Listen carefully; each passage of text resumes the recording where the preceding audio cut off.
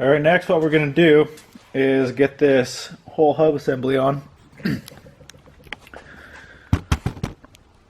So we're going to take it, and I already packed the outer bearing, so that should be good. We'll add a little bit more grease to it. And then this inside, I'm going to pack kind of in between the seal and that bearing. Get some grease in there.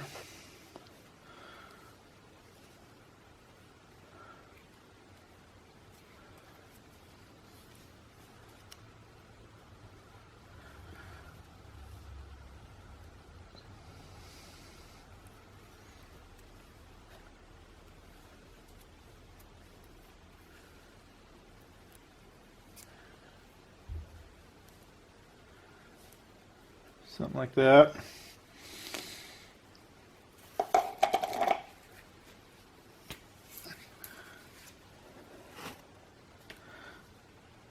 And then I'm going to throw a little bit of grease behind this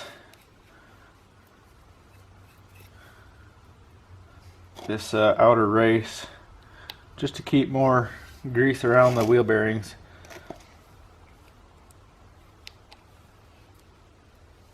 Something like that there.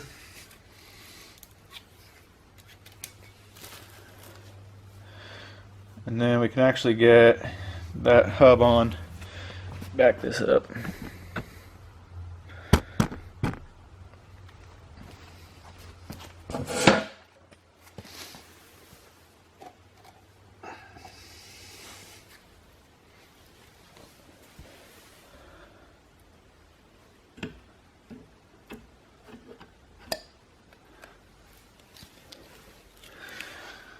Okay, that's all the way on. So I'm going to grab this other outer bearing and pack a little bit more grease into it.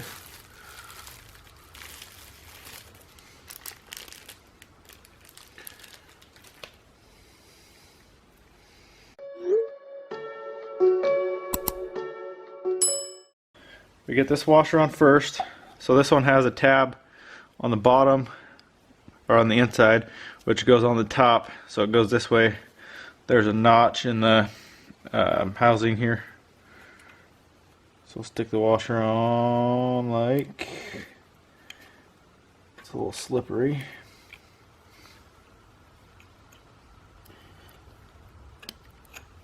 Like that.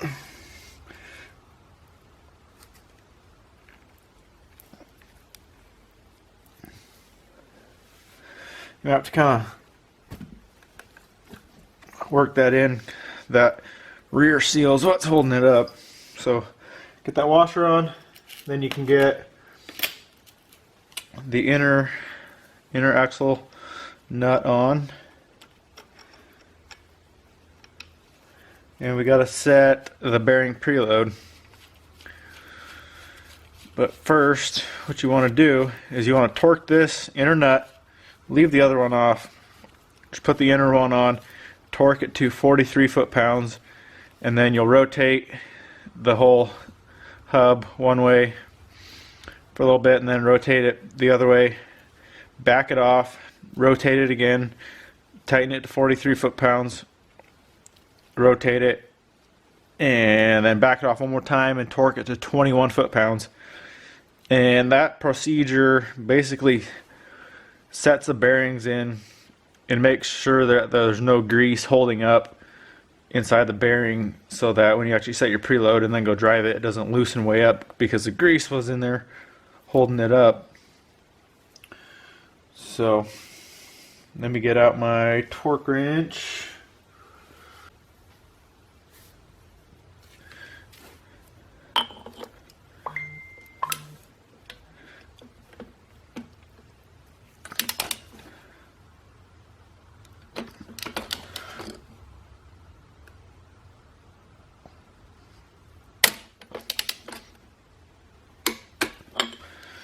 Like that. And then we'll just spin this a few times this way. Spin it a few times this way. Just get those bearings working, get the grease all set in there, so it's not holding up the bearings at all.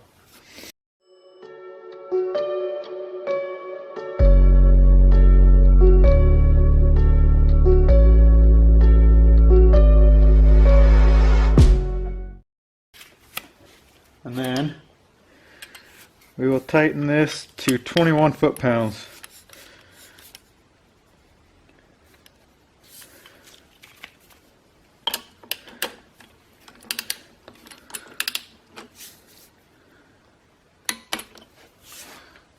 And then just go spin it, make sure doesn't feel overly tight. It should feel smooth. I mean, it shouldn't be hard to turn, but there shouldn't be any play whatsoever in it. So once you're done with that, get your new washer here. This thing's got a tab on the inside just like the other washer, so stick that in that groove.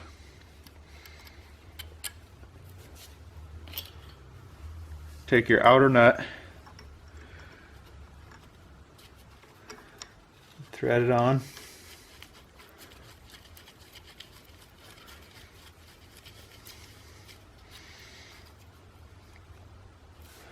and what I do is, you don't need that nut extremely tight.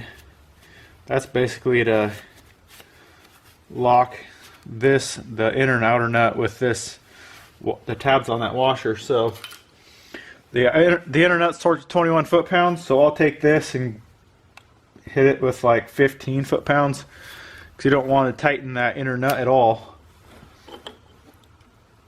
So we'll just go up right there, 15 foot-pounds, and then you'll find the tab that is straightest with one of these edges of the nuts. So looks like the bottom one here. So we're going to take this tab here and just bend it up,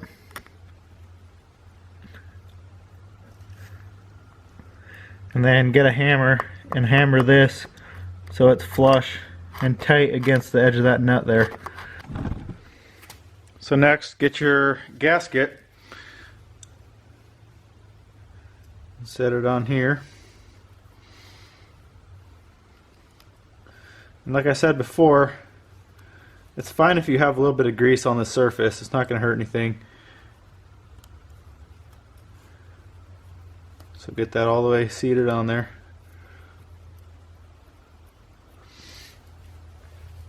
Then we'll take our hub, and it's got 2 dowel pins, so make sure those are lined up. And then you kind of have to wiggle it to get it on the splines of that axle shaft. So just like that.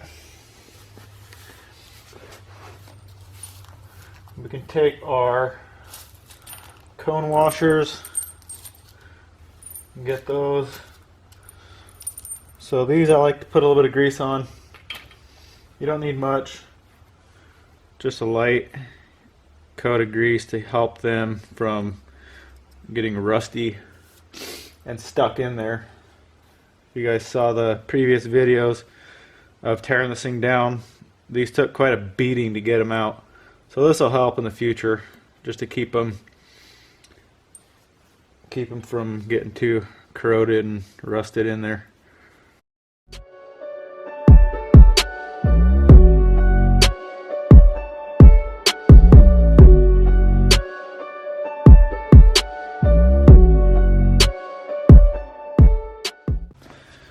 And these hub nuts torque to 23 foot-pounds. So we'll get torque wrench out.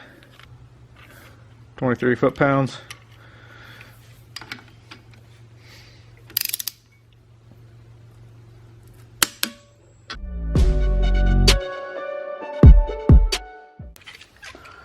And next, we got to get this clip in there.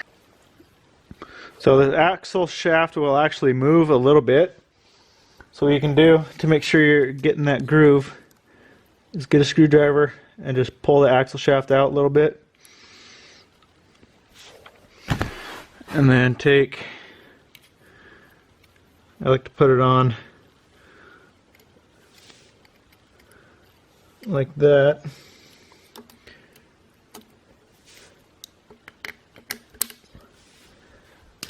And that's on. And one way you can verify it's on is it should spin. If you're not in that groove, it's not going to spin very easily. So you know you're in that groove when you can move that, spin that circlip around, and then you can also kind of push on the axle shaft and it shouldn't move after it hits that circlip in there. So next we'll get the outer hub, make sure that gasket's on there, and then also make sure that there's a tab there and a tab there on either side, and there's a cutout in this hub. Those have to go in that cutout.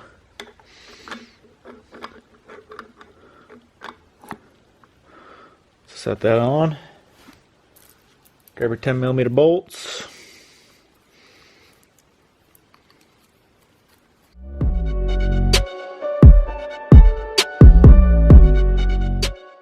And then you want to test the locking hub, so make sure it's free. You'll see the flange on the third member shouldn't be moving. And then put it to lock, spin it, and you'll see the flange spinning on the third member. Unlock it, go back and forth a couple times, make sure everything's working as it should. And if you tore this thing apart like I did, cleaned it and greased it, it should spin very, very smooth and easy. So it feels brand new in there. So that's it.